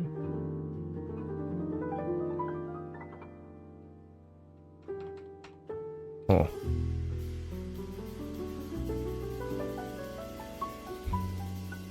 Maybe it doesn't work like this.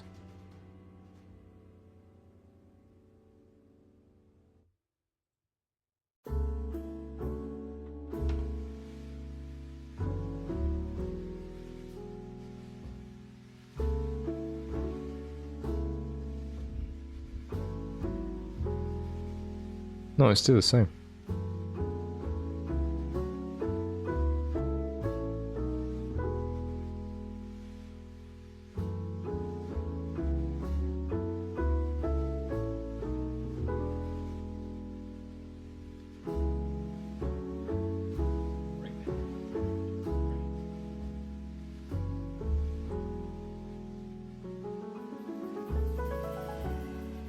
Ah.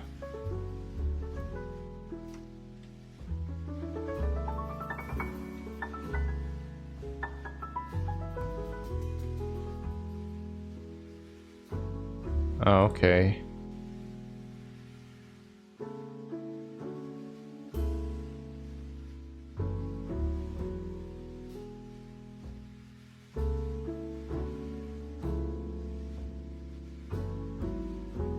Wait, what?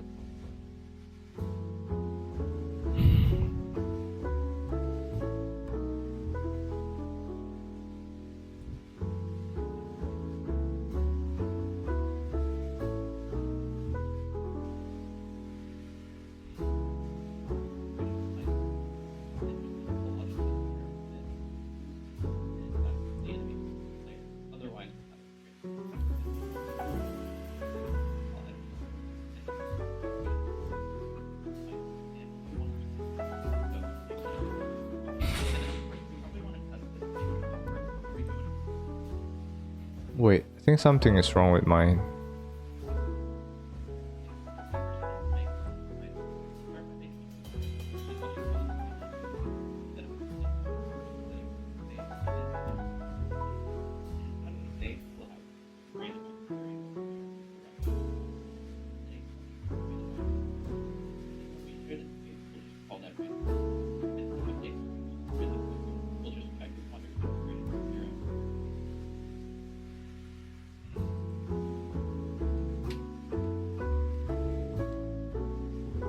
I'm so confused.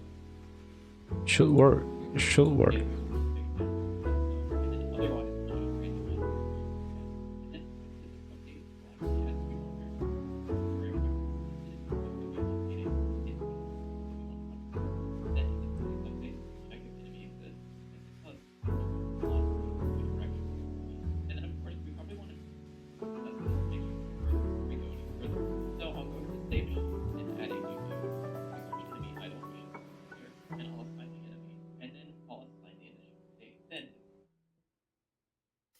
Wait, what? Ah.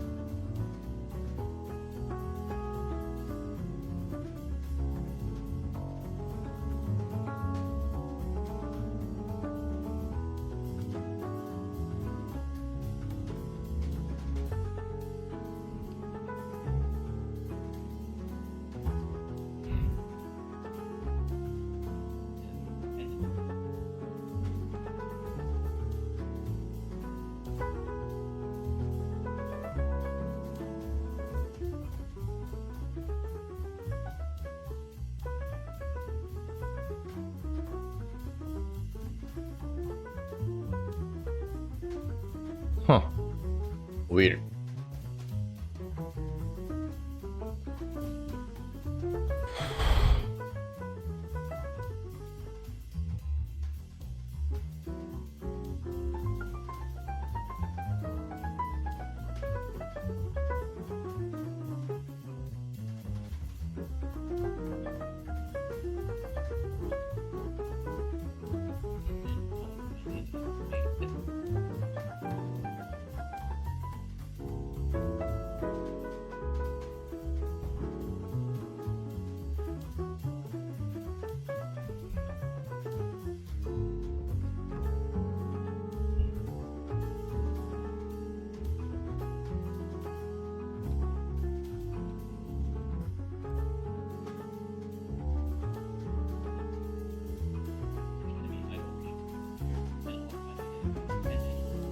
But it doesn't work for me though.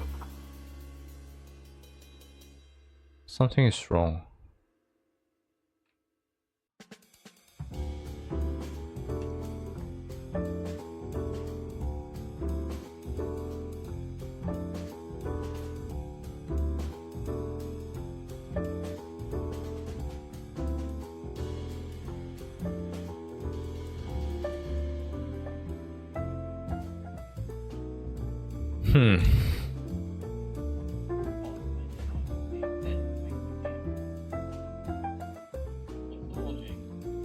No, it doesn't work for me. Fuck.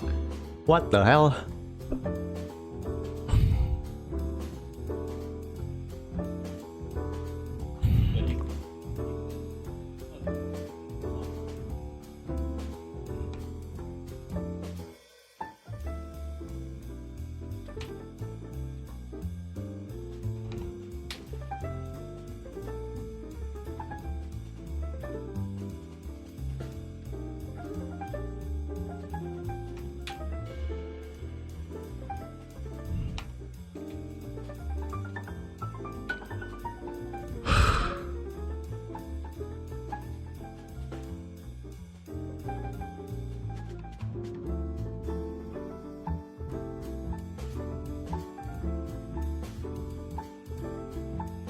Why is it not working?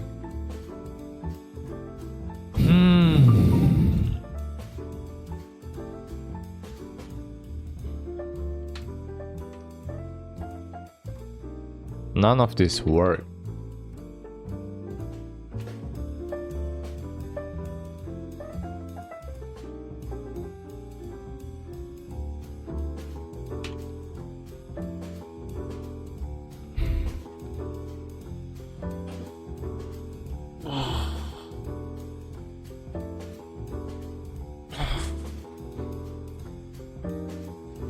Why does it not work?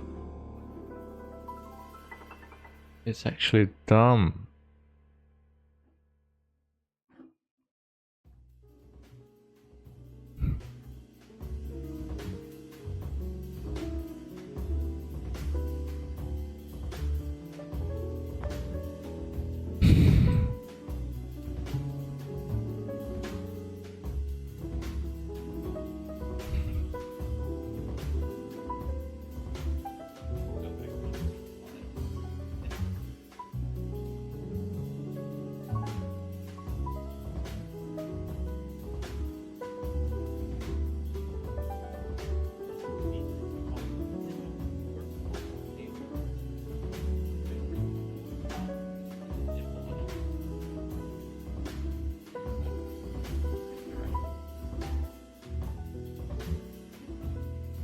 It doesn't work.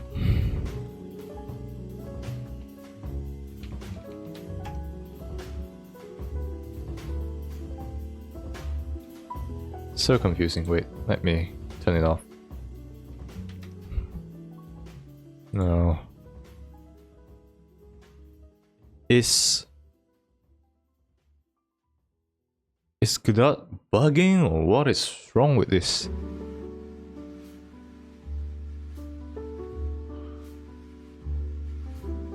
Doesn't work.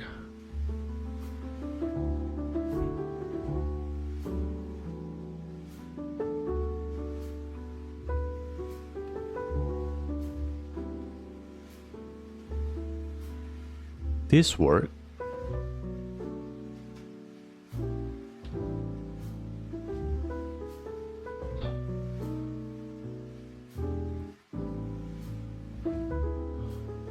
Is it because it's a child? No way, that doesn't make any sense at all.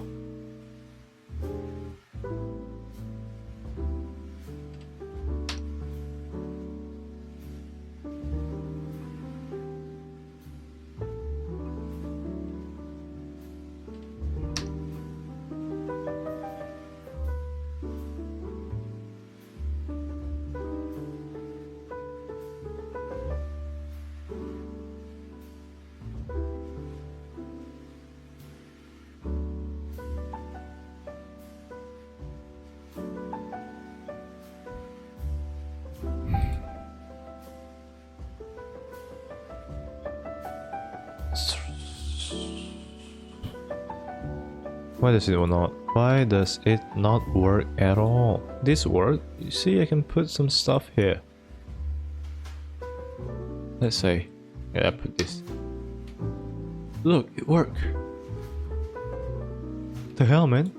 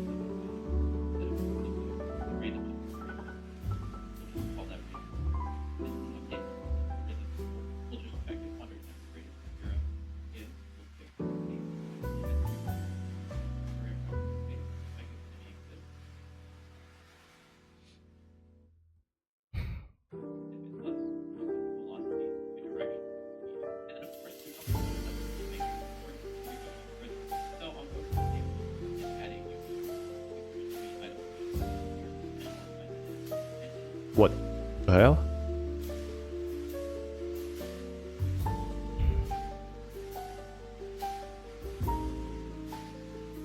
No, it doesn't work.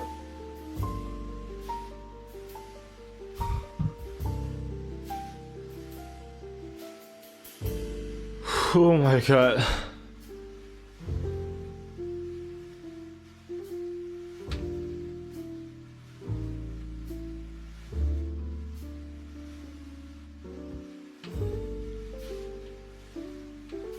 I'm stressed.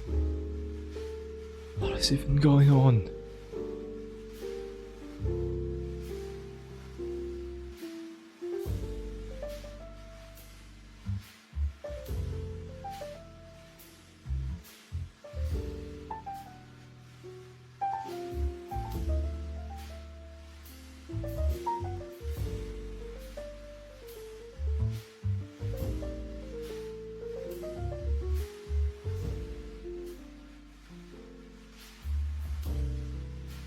can't.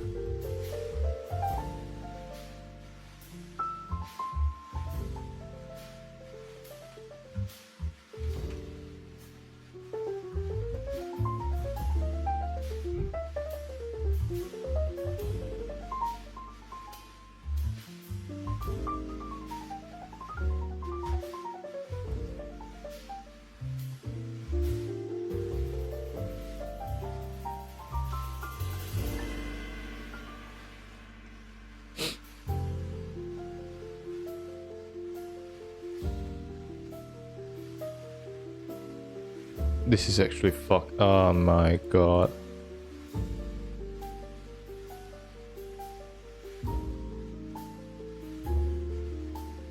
I'm gonna make a new script. Fuck this. Oh shit, man.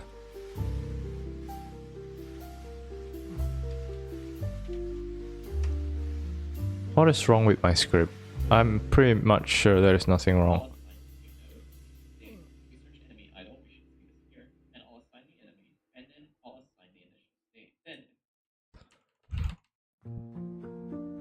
Extends enemy idle. Okay. We go to our player movement.gd.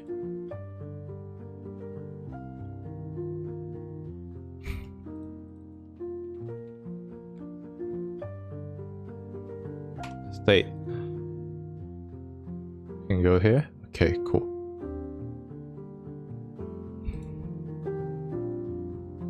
Make a class name.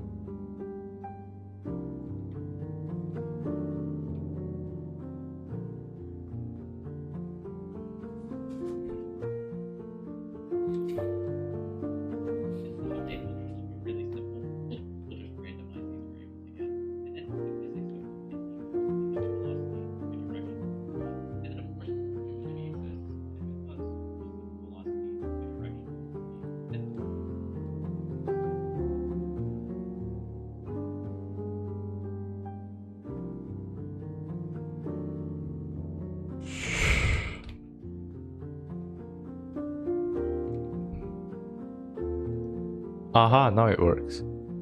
But still the same thing, we cannot... What?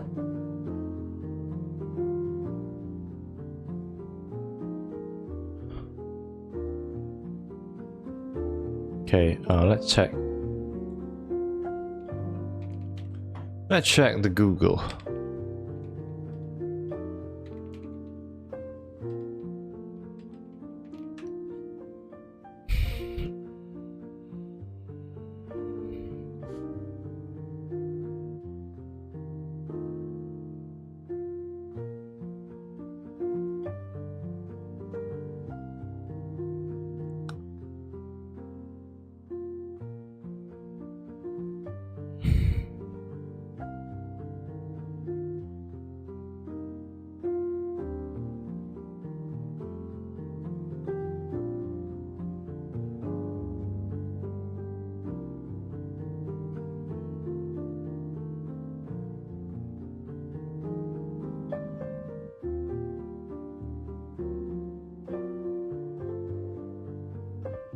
Reload the project. Okay, I'm gonna reload the project. People say that it's a bug.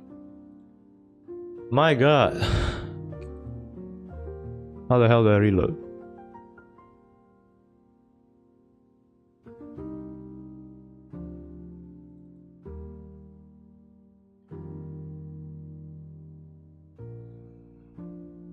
I think it's still the same. It is still the same. So confusing. Hell?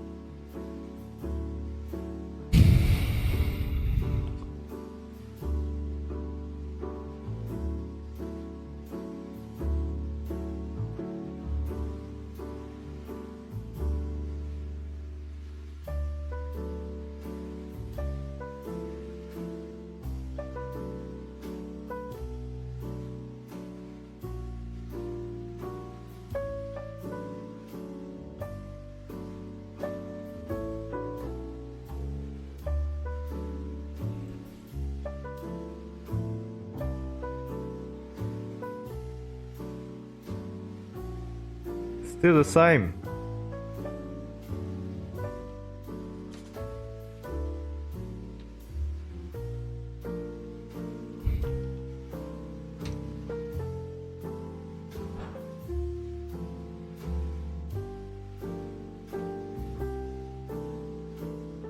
Man, I am stressed. Oh, fuck me.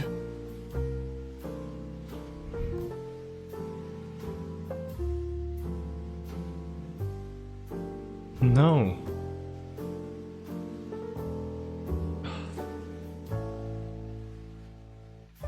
Dude, how is this not working?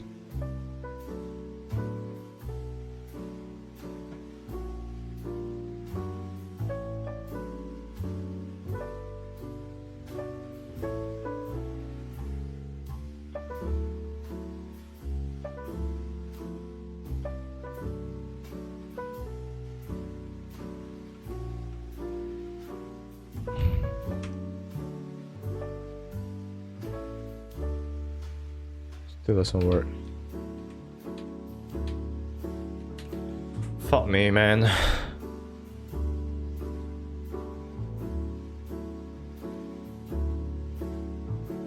So fucking stressed out right now.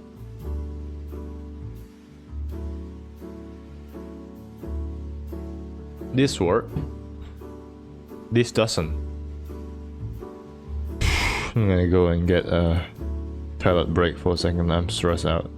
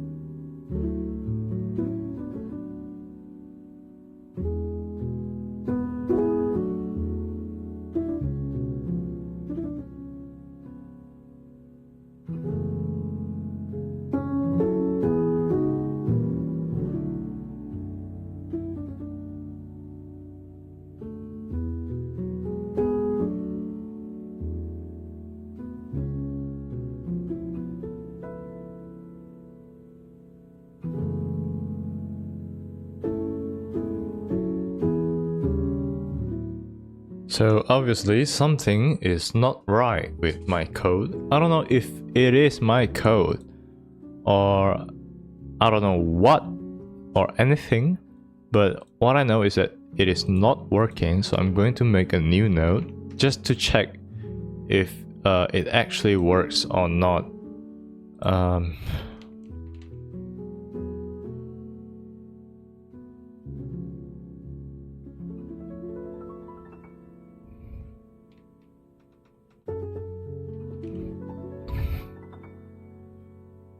Base path invalid.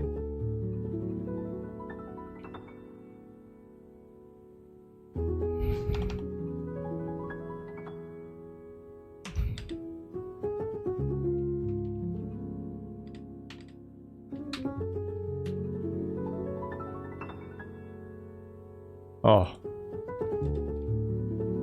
It works.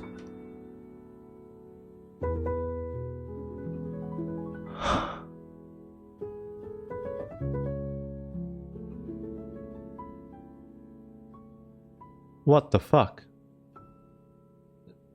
Someone, do you mind explaining this, I don't know, magicry? What happens?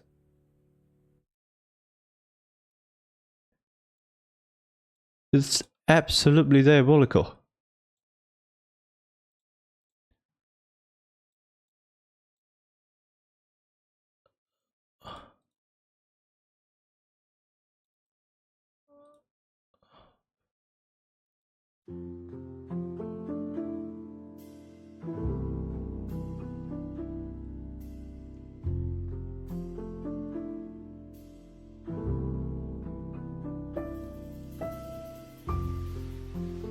What?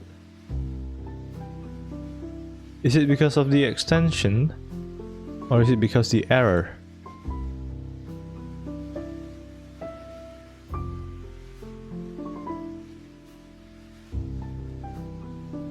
No way. No way.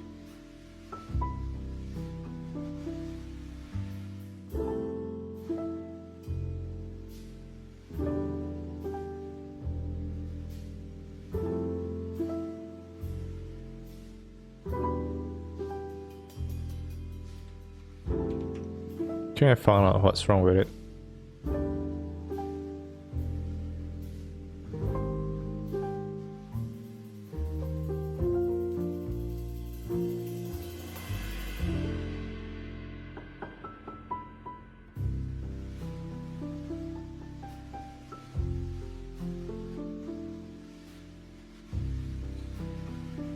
I am stressed out and I might cry, but I am okay.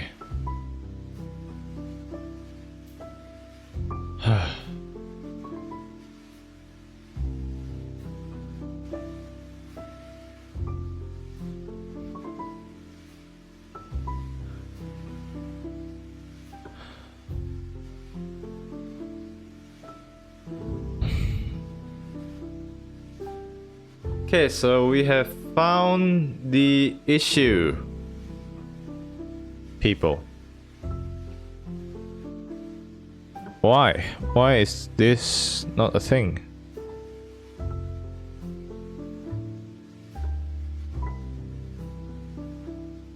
This works, but this doesn't.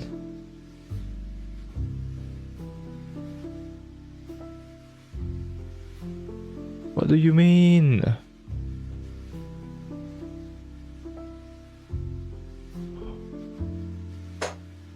What do you mean? I'm going crazy. Velocity not declared in the current scope. Huh?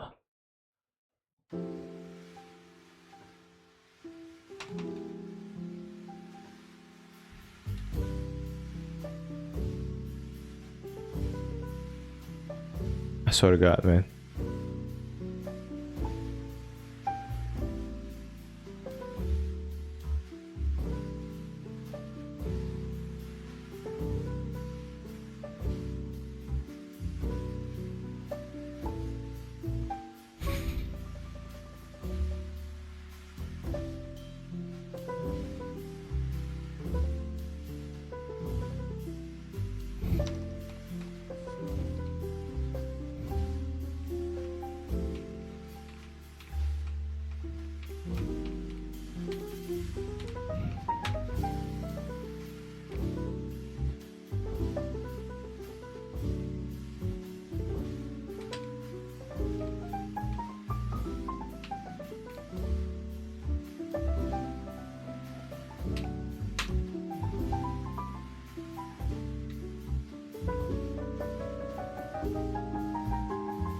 Still the same.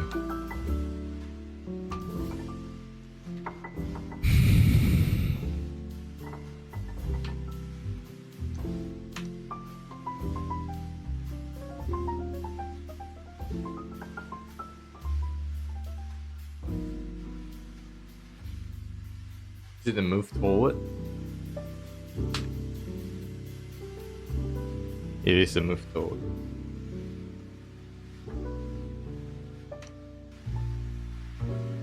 Oh, I know now.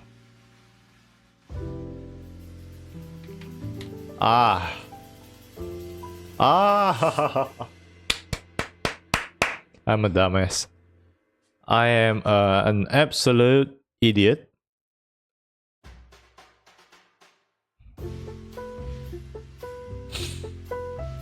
Oh my god. Oh my god. Oh my god. Oh my god. I can feel that my brain power is slowly. I don't know, man. I don't know.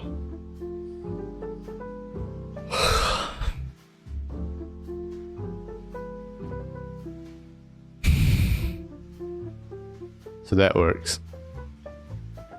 Mamma mia.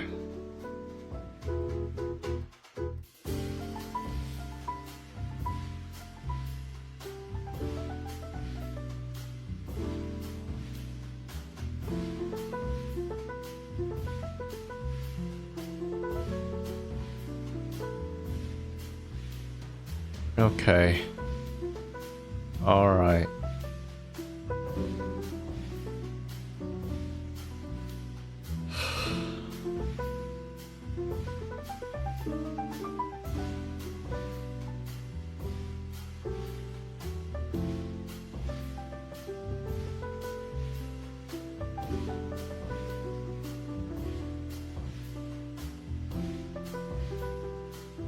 Let's get the jump.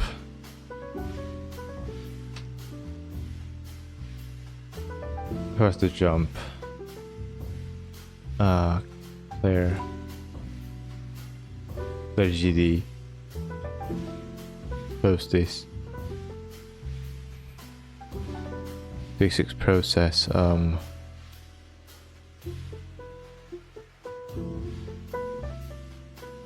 Okay, this is gonna be tricky. Wait, do we have to call the move and slide?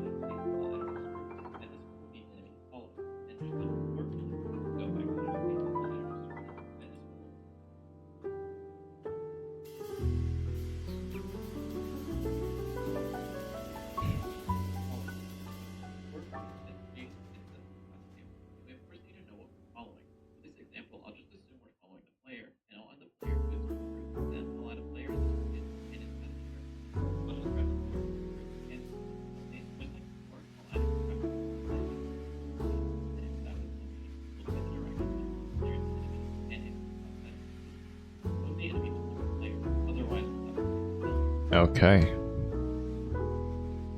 Yikes! What is how are we going to do this?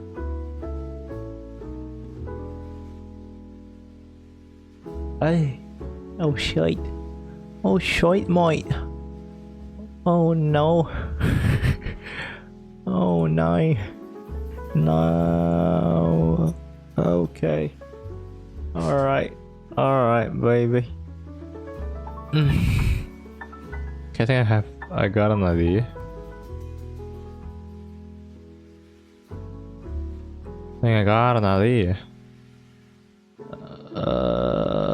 You know, I'm just gonna leave the player alone. Handle gravity, function, player movement,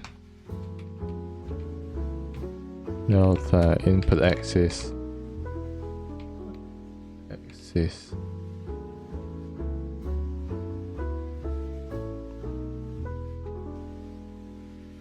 Let's put this back up here.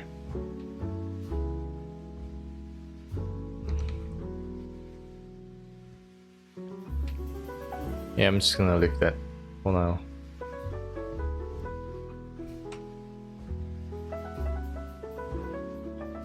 Okay, I forgot to remove that. Just gonna delete this.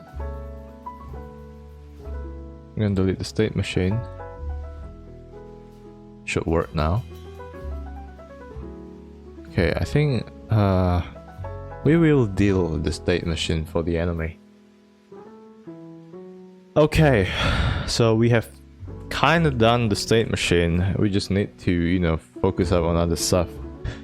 But for now, I think this works. Kinda works. Okay, we have the states. I don't think our player need a state machine right now. We will move on to the state machine next when, you know, we got a chance to. But right now I'm just gonna focus on the enemy and leave the player alone for now.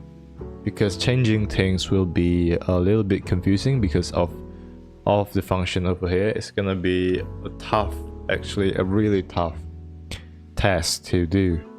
For now I'm just gonna leave it like that. I'm just gonna leave it at that and just try my best. Okay, what do I think? Let's see.